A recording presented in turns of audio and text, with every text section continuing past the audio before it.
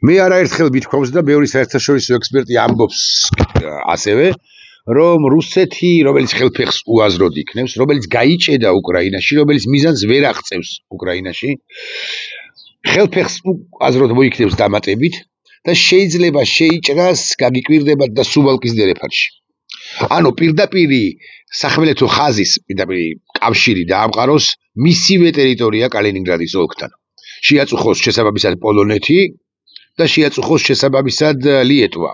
შეაწუხოს არასწორი სიტყვა, არასაკვირველია, ანუ სუვალკის დერეფანი, რომელიც ამ ორი ტერიტორიის, ამ ორი ქვეყნის საზღვარზე გადის, საზღვარია, ასე ვიტყვი, დაიპყროს შესაბამისად სახმელეთო ოპერაცია ჩაატაროს, ტანკები შეჯლიგინდეს, სახმელეთო ძალები მიაყოლოს, არ ყოფნის რესურსი, რასაკვირველია, სწორი ლოგიკაა, მაგრამ მაინც ეყოფაო ვინმე იტყვის და ესე ამბობენ, ეყოფა რესურსი, ვიდრე ბრიუსელი თვალებს გამოიფშნեց, ვიდრე ბრიუსელი გამოფხიზლდება და იპყროს ეს ტერიტორია, კალინინგრადამდე მივიდეს და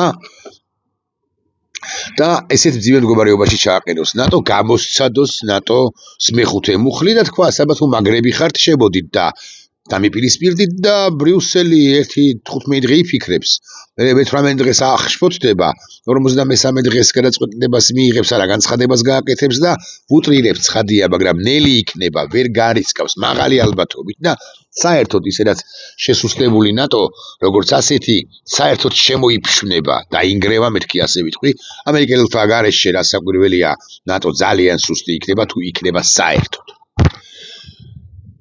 არა მხოლოდ სუვალკის დერეფანში რუსეთის შეჭრაზე მისაუბრია, მე და საუბრობენ ცალკეული ექსპერტები მსოფლიოში. ისინი საუბრობენ იმაზეც, რომ შეიძლება ესტონეთს, რუსეთმა, რომელიც ხელფეხს იქნევს ესტონეთს შეუტიოს სწორედაც რომ.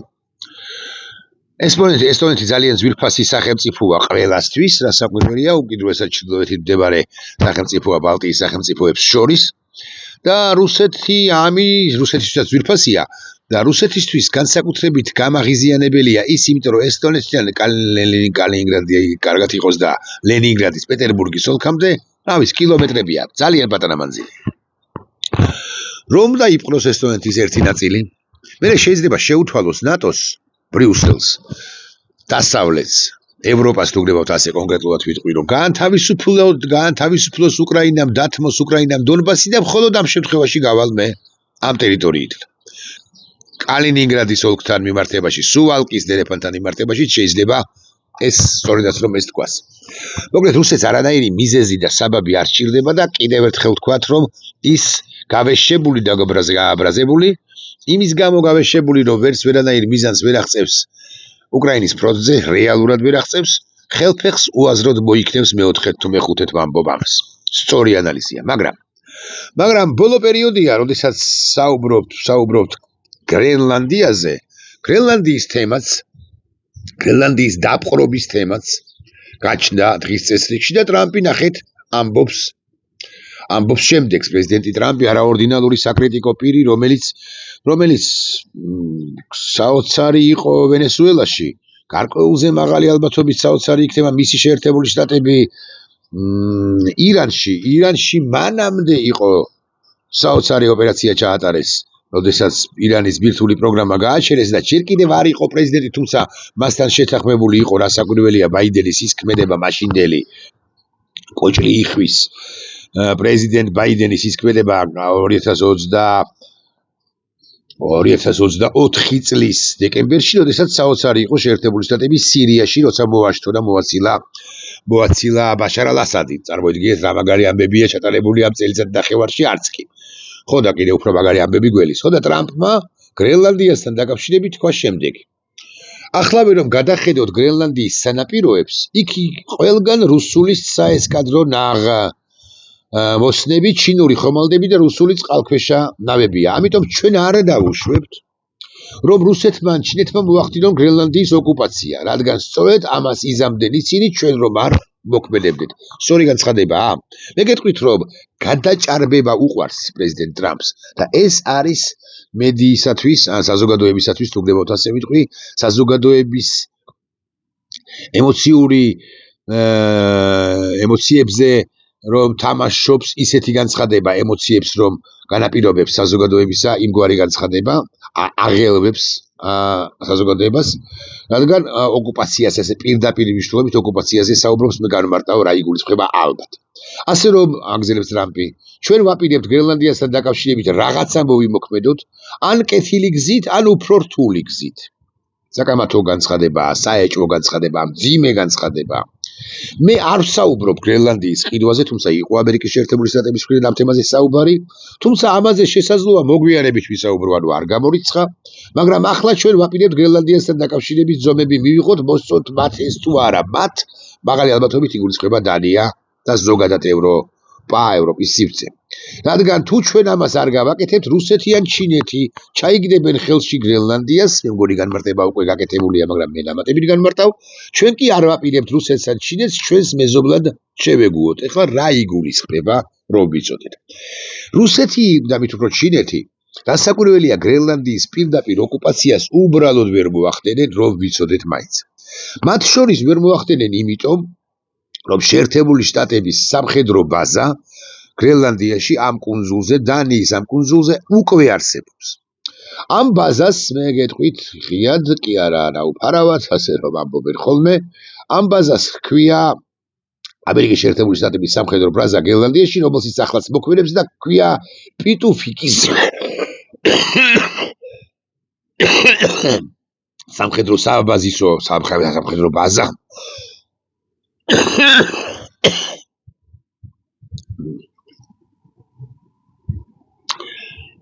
რომელსაც მართავს ამერიკის Space Force და მონაწილეობს საბრძოლო სივრცულ სადაზვერვო ბალისტიკური რაკეტების ანტისისტემების ჩამოყალიბების სისტემებში და საჰაერო გლობალურ მონიტორინგში. ბაზა მდებარეობს გრენლანდიის საკვანძო სტრატეგიულ ნაწილში, ჩრდილო-დასავლეთ გრენლანდიაში, რომ ვიცოდეთ, მაინც. თავდაპირველად ეს ადგილმდებარეობა ცნობილი იყო როგორც True Air Base, მაგრამ 2023-ში მის სახელწოდება შეიცვალა პიტუფიკ Space Base დაერქვა ამ ყველაფერს. გრენლანდია არის, ხო, ეხლა რაზე ვსაუბრობთ? გრენლანდია არის დანიის სამთავრობო ხელში არსებული ავტონომიური ტერიტორია, ამიტომ აქ ბაზა მუშაობს შეერთებული შტატებისა, დანიისა და ამერიკის შეერთებული შტატების შორის თავდაცვის შეთანხმების პარაგრაფში. შეერთებული შტატების სამხედრო ძალებს აქვთ ნებართვა ბაზის ფუნქციონირებაზე, მაგრამ აქედან დამოუკიდებლად რუსეთის ან სხვა ქვეყნების წინააღმდეგ შეიარაღებული ოპერაციის ჩატარება ამერიკის შეერთებულ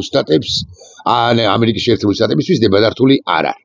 ეხლა აქ უკვე ისტორიული კონტექსტიც შეგვიძლია ვისაუბროთ და ასე შემდეგ, მაგრამ ნებისმიერ შემთხვევაში უნდა ვთქვათ ხმამ ახლა ის, რომ რუსეთი და მით უფრო ჩინეთი არც გარისკავენ იმ ტერიტორიის ძალით დაკავებას, რომელზეც უკვე არის შეერთებული შტატების სამხედრო ბაზა, იმიტომ რომ ეს პირდაპირ სამხედრო ესკალაცია იქნებოდა შეერთებულ შტატებთან. მაგრამ რას გულისხმობდა, მიუხედავად იმისა, რომ სიტყვა ოკუპაცია ახსენა პრეზიდენტმა ტრამპმა, რას გულისხმობდა პრეზიდენტი ტრამპი?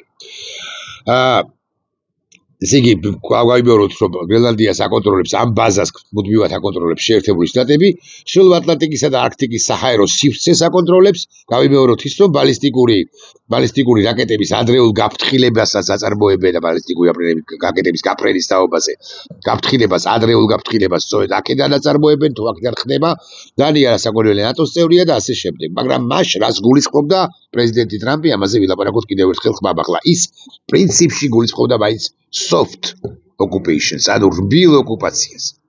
ეს მოიცავს ჩინეთის სტრატეგიას, რასაკვირველია, ის ინფრასტრუქტურის დაფინანსება, პორტების, აეროპორტების, მოკლედ შესვლა ჩინეთისა დანიის ამ ნაწილში, გრენლანდიაში უფრო მსუხეთ.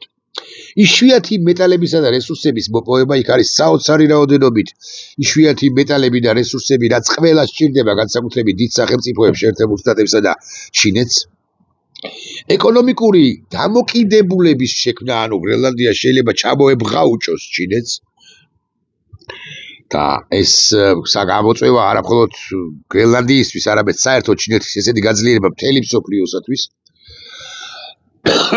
გავლენების კრედიტებით შეძენა, კრედიტებით დაფინანსება, კრედიტებით მოპოვება, ანუ იაფი კრედიტი შეუძლია მისცეს ადგილობრივებს, რომლებიც ცოტანი არიან, რასაკვირველია და ეს კიდევ ერთხელ დაადასტურებს იმას, რომ ჩინეთი რბილად შედის. ის ფლობს ეკონომიკას, ის დაეუფლება ეკონომიკას და მერე მერე გააკონტროლებს პოლიტიკასაც. დანიისაც მეთქი ასე ვიტყვი, მაგრამ გრენლანდიისა უფრო. რუსეთი გაცილებით ბრუტალური ძალაა, იცით, თქვენ არაადეკვატური. და კი ამიტომაც საუბრობ, რომ ჩვენ კი ვამახვილებდით ყურადღებას სუბალკის დერეფანსა და ესტონეთის ტერიტორიაზე, მაგრამ მართალი ანალიზი იყო, იქნება და ეს ხელფეხსრობ იქნებს რუსეთი მისთვის გაცილებით ძვირფასი არის სწორედაც რომ გრენლანდია და გრენლანდიაში თუნდაც soft შესვლა, soft occupation-ი. ნატოს მეხუთე მუხლის ამ კუთხით კითხვის ნიშნის ქვეშ დაყენება.